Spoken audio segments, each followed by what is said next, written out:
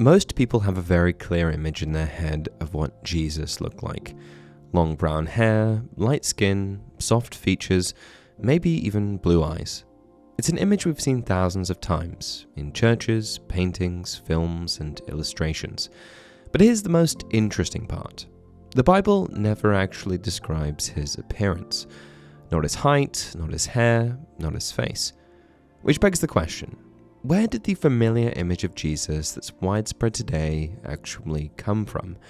And more importantly, if we strip away centuries of European art, what would a first century Jewish man from Roman Judea realistically have looked like? Let's dive into it.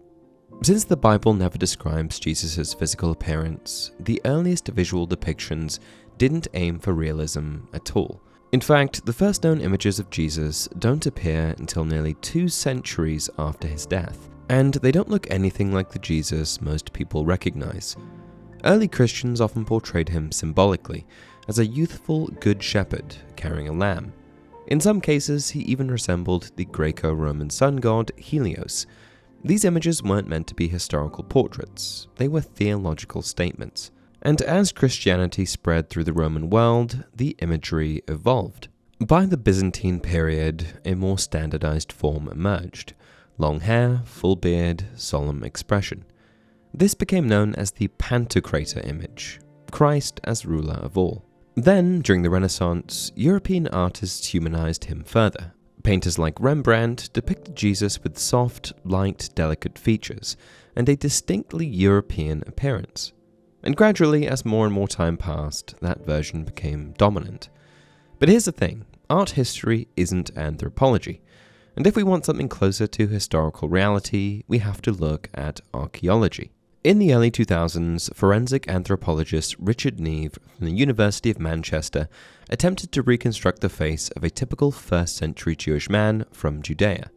Using skulls excavated from Jerusalem dating to the same time period, his team applied forensic facial reconstruction techniques, the same methods used to identify modern unknown remains. And interestingly, researchers can determine a surprising amount from skeletal data alone. Studies in forensic science show that much of the structure of the nose, brow, jawline, and cheekbones can be estimated based on the skull. Tissue thickness markers, based on population data, are then used to model muscle and skin depth. From there, artists complete the reconstruction. And in the case of Jesus, the result was not the familiar Renaissance image.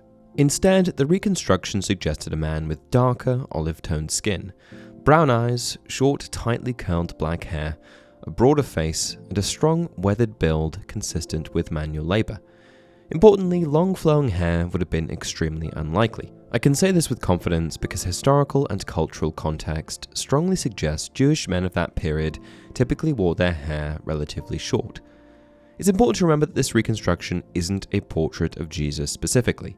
It's a reconstruction of what an average man from his time and place may have looked like. But statistically speaking, that average is probably much closer to reality than centuries of European paintings that seem to build off of one another. And that raises an interesting question.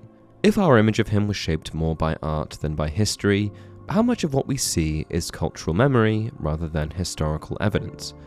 When we turn back to the Bible itself, the silence is telling. The Gospels never describe Jesus' height, build, hair, or face.